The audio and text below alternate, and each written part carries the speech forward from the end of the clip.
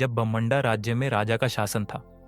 यह राज्य मुख्यतः आदिवासी परिवारों से बसा हुआ था और यहाँ की कुलदेवी मां पधानी के प्रति गहरी श्रद्धा थी। राजा ने मां पधानी की पूजा का दायित्व भूइयां जाति के एक आदिवासी समुदाय को सौंपा था। मां पधानी की पूजा जंगल के बीच स्थित एक पहाड़ पर होती थी, जिसे सिंदूर माखा कहा जाता था। यह स्थान दिव्यता और रहस्य से भरा हुआ माना जाता था। एक दिन की बात है, जब आदिवासी पुजारी ने मां पधानी की पूजा संपन्न की और अपने घर लौट आया। घर पहुंचने के बाद उसे याद आया कि वह अपना लौटा पानी का पात्र देवी के पास ही भूल आया है। वह तुरंत वापस उस पहाड़ पर पहुंचा जहां मां पधानी की पूजा होती थी।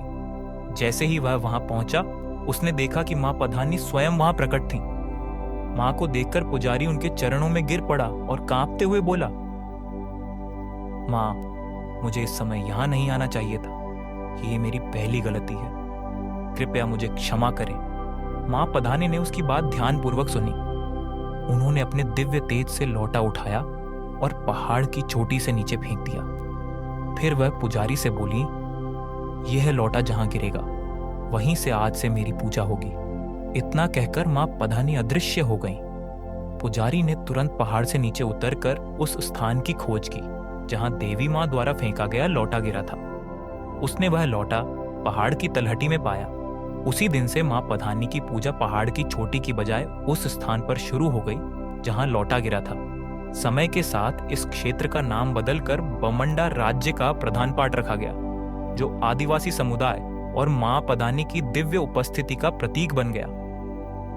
आज भी बमंडा राज्य के लोग मां पधानी की पूजा बड़े श्रद्धा और विश्वास के साथ करते हैं। मां पधानी की ये कथा न केवल श्रद्धा का प्रतीक है, बल्कि यह सिखाती है कि देवी के प्रति सच्ची भक्ति और समर्पण हमेशा पूजनीय होता है। सिंदूर माखा का पहाड़ और प्रधान पाठ का स्थान बमंडा की सांस्कृतिक धरोहर का हिस्सा बन गए हैं और हर वर्ष यहाँ श्रद्धालु बड़ी संख्या में पूजा अर्चना के लिए आते हैं।